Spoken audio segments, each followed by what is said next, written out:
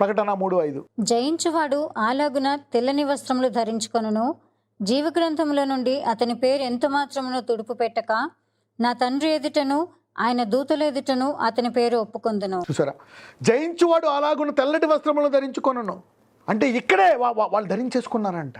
వాళ్ళు మమ్మల్ని ఎవరు పట్టించుకుంటున్నారు, మేము వింటాం అంతే కానీ మేము చేయము. వాళ్ళు చేస్తున్నారు.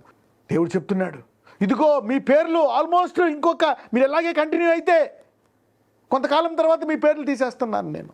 ఇక మీ పేర్లు ఇంకా తీసేస్తాను. వీళ్ళ పేర్లేమో ఒప్పుకుంటాను, రాయబడి ఉన్నాయి. So be careful. Look how God is warning every church. అంటే ప్రతి సంఘంతో దేవుడు మాట్లాడేవాడు, ప్రతి సేవకుడితో దేవుడు మాట్లాడతాడు. God is a God want to talk, purify every day.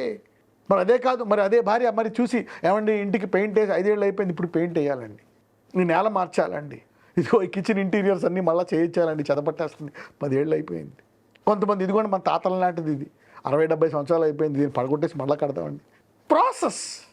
ఇక్కడైతే మరి జాగ్రత్త, మీ పేరు పోతుందేమో, టైం ఇస్తున్నాను. అందరికీ చెప్తున్నాడు. ఆ వస్త్రాలు వాళ్ళు ఇక్కడే పొందుకున్నారంట, ఈ వస్త్రాలు అక్కడ కూడా ఉంటాయంట. You will carry this garments in to heaven. ఈ వస్త్రాలు మీరు ఈ భూలోకాన్ని విడిచిపెట్టిన తర్వాత పరలోక రాజ్యంలోకి తీసుకెళ్తారంట. ఇక్కడ మటుకు ఎవరో చూడరు, బట్ గాడ్ ఈజ్ సీయింగ్. దేవుడు చూస్తున్నాడు. So this year of redemption, God want to redeem us from all these bondages. దేవుడు మొదటిగా ఈ నిత్యత్వానికి సంబంధించినటువంటి అడ్డంకులన్నిటి నుంచి మనం విడిపించడానికి సిద్ధంగా ఉన్నాడు. He want us to love people. అస్తమానం కొట్లాట, వాళ్ళ మీద వీళ్ళ మీద వాళ్ళు తిట్టుకోవడాలి. No, start love. మొదటి ప్రేమ, నన్ను ప్రేమించినట్టు వారిని ప్రేమించండి. నా ప్రేమను పొందుకొని నన్ను ప్రేమించి మీరు మీ యొక్క సంఘస్థులను, మీ ఇంట్లో వాళ్ళని, కుటుంబ సభ్యులను, కొలీగ్స్ని, స్నేహితులను, ఇరుగు పొరుగు వారిని ప్రేమించండి. ఆ ప్రేమ చూసి శత్రువులు నోళ్ళు మూసుకోవాలా. లెట్స్ రీడ్ 6వ సంఘానికి వెళ్దాం. ఫిలదెల్ఫియాలో ఉన్న సంఘపు దూతకు ఇలాగు వ్రాయము. దావీదు తాళపు చెవి కలిగి ఎవడును వేయలేకుండా తీయువాడును, ఎవడును తీయలేకుండా వేయువాడునైనా సత్యస్వరూపియగు పరిశుద్ధుడు చెప్పు సంగతులేవనగా, నీ క్రియలను నేను ఎరుగుదును, నీకున్న శక్తి కొంచెమై ఉండినను నీవు నా వాక్యమును గైకొని నా నామము ఎరుగననలేదు.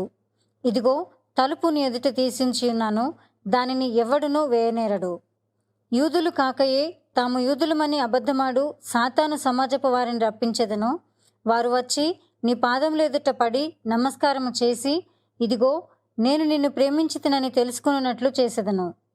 నీవు నీ ఓర్పు విషయమైన వాక్యమును గైకొంటివి కనుక భూనివాసులను శోధించుటకు లోకమంతటి మీదికి రాబోవు శోధన కాలములో నిన్ను కాపాడెదను. నేను త్వరగా వచ్చుచున్నాను. ఎవడును నీ కిరీటమును అపహరింపకుండునట్లు నీకు కలిగిన దానిని గట్టిగా పట్టుకొనుము. జయించు వానిని నా దేవుని ఆలయములో ఒక స్తంభముగా చేసేదను. అందులో నుండి వాడు ఇక మీదట ఎన్నటికిని వెలుపలికి పోడు. మరియు నా దేవుని పేరును పరలోకములో నా దేవుని యొద్ద నుండి దిగివచ్చుచున్న నూతనమైన యెరూషలేము అను నా దేవుని పట్టణపు పేరును, నా క్రొత్త పేరును దాని మీద వ్రాసెదను. సంఘములతో ఆత్మ చెప్పుచున్న మాట చెవిగలవాడు వినుగాక. మరి ఈ సంఘంతో ఏం చెప్తున్నాడంటే, ఇదిగో నేను ఇక ఎన్నడూ మూయబడని ఒక ద్వారాన్ని తెరుస్తున్నానంట. ఒకసారి చూద్దాం. Let's read verse 8. ఇదిగో తలుపుని ఎదుట మరి తీసియించి ఉన్నాను. An open door, it cannot be closed. It cannot be closed. ఇంకొకసారి అనుకోవచ్చు, ఆ వ్యక్తిని చంపేయచ్చు. స్టీఫెన్ని చంపేశారు, దేవుడు మరి పౌలు లేపాడు. యేసుప్రభుని చంపేశారు, వందల వేల శిష్యులు ప్రపంచంలో ఉద్యోగాన్ని తీసుకొచ్చారు. You cannot kill. If you are killing, you are sowing that person. ఒకవేళ వ్యక్తిని చంపితే వ్యక్తిని విత్తుతున్నారు వాళ్ళు భూమిలోకి. అది మళ్ళీ మొలక వల్లే ఒక 200 మంది 2000 మందిగా వాళ్ళు బయటకు వస్తారు. Gospel cannot be stopped. ఇక్కడ చూడండి, నీ శక్తి కొంచెమై ఉండినను నా వాక్యాన్ని మరి గైకొని నా నామని ఎరిగినను లేదు. కొంచెమైనను, అరే నాకు ఇంకా అది లేదు, నాకు డబ్బు లేదు, నాకు ఈ సపోర్ట్ లేదు, నాకు అది లేదు, నాకు ఆరోగ్యం, నాకు అది లేదు లేదు లేదు కరెక్టే. కొంచెం ఉందా? ఆ పూట గడుస్తుందా? ఆ పైన రేకులు ఉన్నాయా? ఏదో నడుస్తుందా?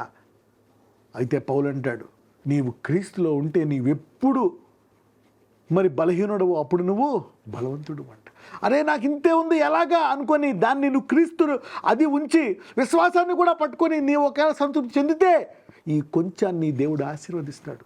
నీ కొంచెం బలాన్ని అధికమైన బలంగా మారుస్తాడు. So God is telling hold on, the thing is temporary.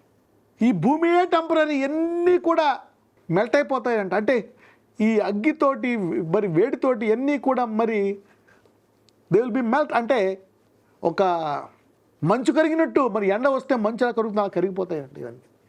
ఇన్ని వేల సంవత్సరాల నుంచి మరి సైంటిస్టులు కొన్ని లక్షల సంవత్సరాల నుంచి అంటున్నారు అనుకోని, ఇవన్నీ కూడా టెంపరరీయే. మరి దేవుడు దేన్నైనా మరి ఏదైనా ఫ్రెష్గా చేసినప్పుడు ఇప్పుడే చేసినట్టు చేయగలడు, కొన్ని 10 సంవత్సరాల ముందు నుంచి ఉన్నట్టు చేయగలడు, కొన్ని లక్ష సంవత్సరాల నుంచి కొన్ని వేల కోట్ల సంవత్సరాల నుంచి ఉన్నట్టు కూడా చేయగలడు. God can, if God did 5 things, he can make 5. The one just began, అది ఇప్పుడే చేసినట్టు ఇంకోటి 10 సంవత్సరాల ముందు మరి ఆయన చేశాడు కదా ద్రాక్షారసం. మరి విత్తనాలు తీసి పండించి కొంతకాలం తర్వాత ఆ పళ్ళు తీసి ఆ పళ్ళుని మరి ద్రాక్షారసంగా చేస్తే అదొక 6 నెలల ప్రాసెస్. దాన్ని మరి ఆయన వెంటనే చేసేయలేదా? So God can even do it immediately. So దాన్ని చూసి వాళ్ళు అరే ఇది ఫ్రెష్గా చేసి ఇది 6 నెలలు అయితే కానీ రాదు, ఎలాగెలా జరిగింది? It's a miracle. God, this creation is a miracle. They need to know that the creation is a miracle. It was done by an ancient God. ఇది యుగయుగములు జీవించి వాడు చేశాడు అనడానికే ఈ సృష్టి.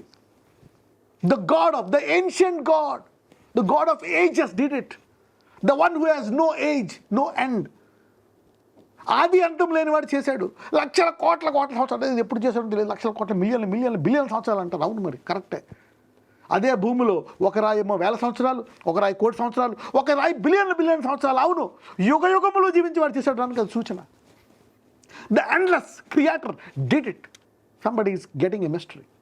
ఆ కొద్ది బలముతో నువ్వు నా విశ్వాసాన్ని పట్టుకుంటే ఆ కొద్ది బలాన్ని నేను పెంచుతానంటున్నాడు.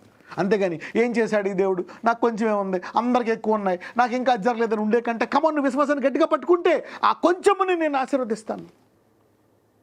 I get everything done. నీ ఆలస్యాన్ని నేను కప్పుతాను, నీ అవమానాన్ని కప్పుతాను, నీ దరిద్రాన్ని కప్పుతాను. And I will bless you. నేను అనేకులకు ఆశీర్వాదంగా చేస్తాను అంటున్నాడు. Let's continue. ఇంకేమంటున్నాడో చూద్దాం.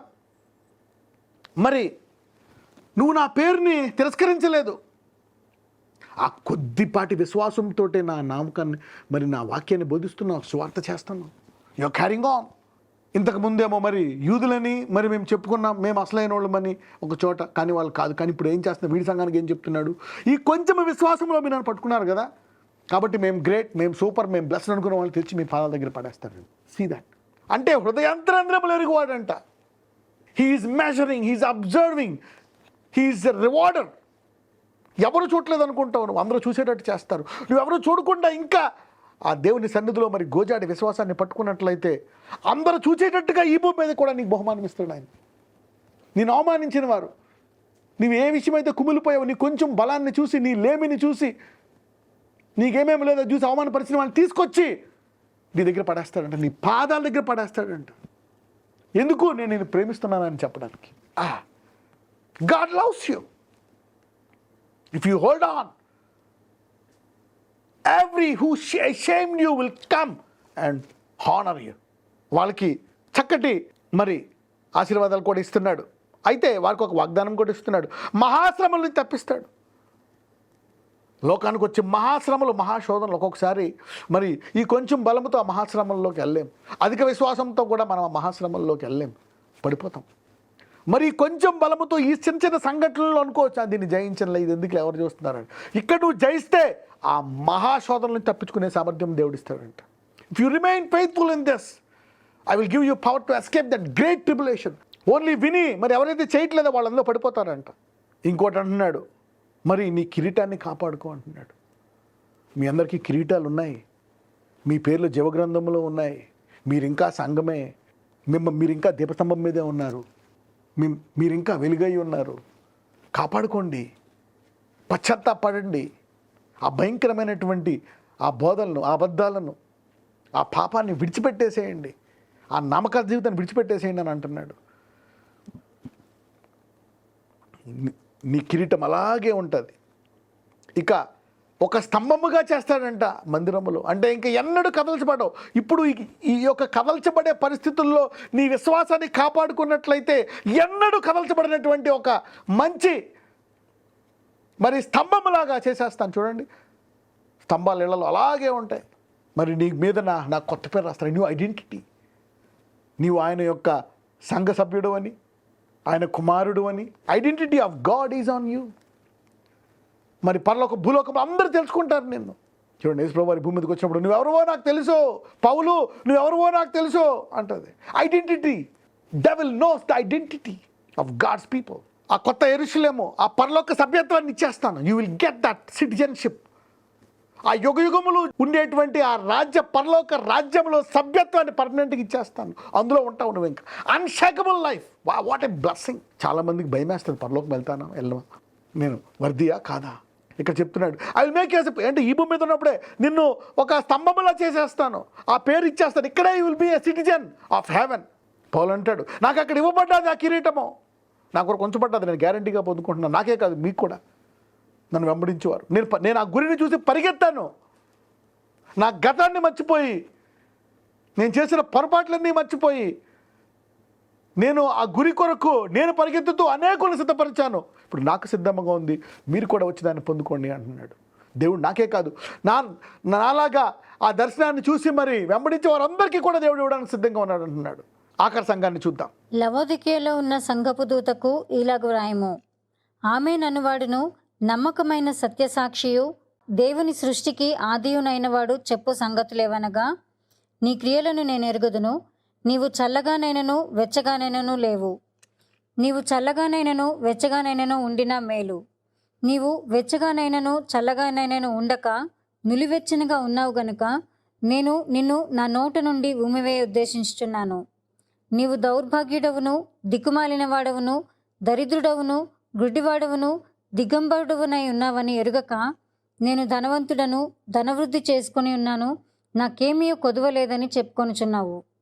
నీవు ధనవృద్ధి చేసుకొనున్నట్లు అగ్నిలో పుటము వేయబడిన బంగారమును, నీ దిశముల సిగ్గు కనబడకుండునట్లు ధరించుకొనుటకు తెల్లని వస్త్రములను, నీకు దృష్టి కలుగునట్లు నీ కన్నులకు కాటుకను నా యొద్ద కొనుమని నీకు బుద్ధి చెప్పుచున్నాను. నేను ప్రేమించు వారిని అందరినీ గద్దించి శిక్షించుచున్నాను కనుక నీవు ఆసక్తి కలిగి మారు మనసు పొందుము.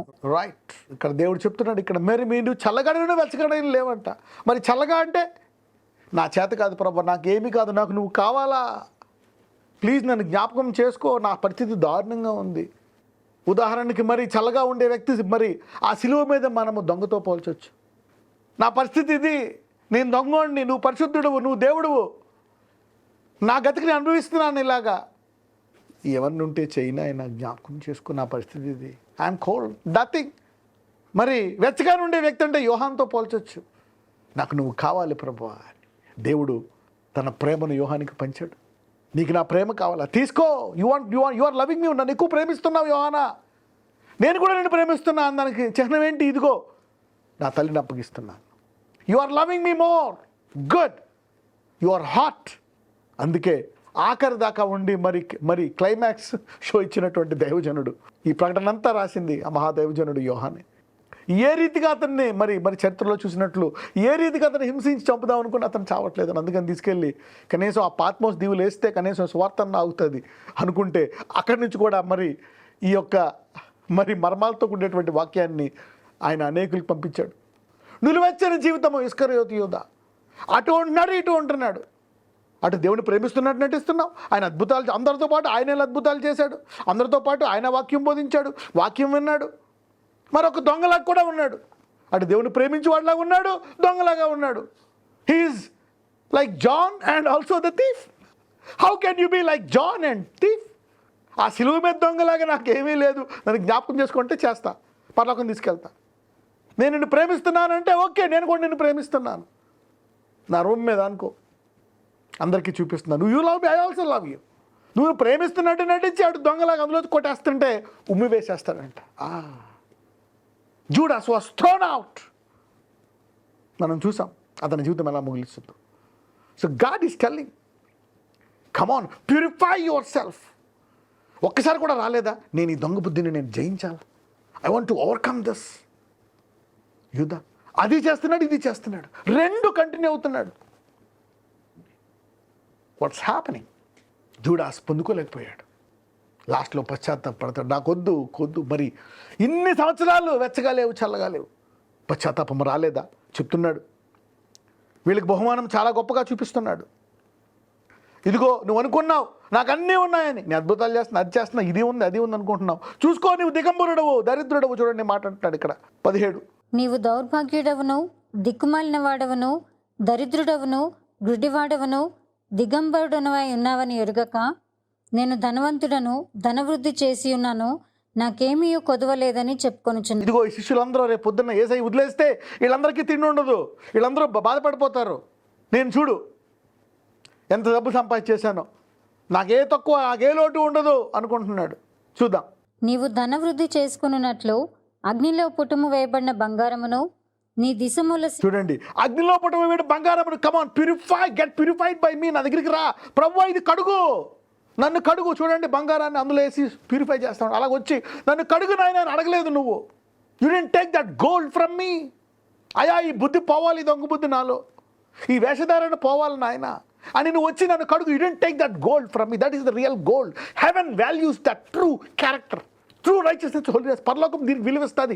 ఇది అసలైన బంగారము, దీన్ని కొనుక్కో నా దగ్గర నుంచి అంటున్నాడు. శుభ్రం చేసుకో. ఎవరైనా నా వద్దకు వస్తే నేను పరిశుద్ధాత్మని ఇస్తాను. ఈ పరిశుద్ధాత్మ అగ్ని వలె ఆ యొక్క మరి ఆ పొట్టుని కాల్చివేసి నిన్ను శుభ్రం చేస్తుంది. I want to buy that gold. నాకున్నాయి, నాకు అన్నీ ఉన్నాయి అనుకుంటున్నావు. నీ దిశమలు సిగ్గు. You don't have your naked. నీ పాపం కనపడుతుంది, నీ మురికి గుట్లు కనపడుతున్నాయి. You are naked. నా దగ్గరికి రా, నీతినిస్తాను నేను. నువ్వు పశ్చాత్తాపడితే మారాలంటే నేను నీతి వస్త్రాలు ఇచ్చేస్తాను. You'll be righteous, you'll be holy. నీకు దృష్టి కలిగినట్లు నీ కన్నులు కాటుకును నాయతో కొనుక్కో. I will give you eyes to see. నీ కళ్ళు తెరుస్తాను నేను. ప్రభువా నేనేం చేయాలి అని అడిగినప్పుడు సౌలు ఆ కంట్లో ఉండే పొరలు పడిపోయి ఇతను చూడడం సాగాడు. ధర్మశాస్త్రం యొక్క ఆ కళ్ళు, మరి ఆ పాత నిబంధన యొక్క ఆ అంధకారటువంటి పొరలు పడిపోయి చూస్తున్నాడు. కమాన్, నేనెవరినో చూసేటట్టు నీకు నేను ఇస్తాను బహుమానము. పేతురు చూశాడు నన్ను.